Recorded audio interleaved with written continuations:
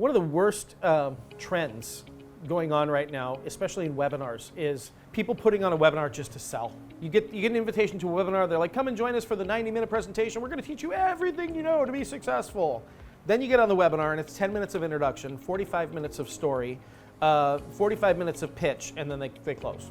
There's no content in it. So the thing is, you have to have content in your presentation. There's got to be something that people walk away and they go, I actually learned something, or I know more than I knew before, or I'm enlightened in some way. There's a misconception in the field of speaking that, I mean, even successful speakers have, which is they say this: facts tell, but stories sell.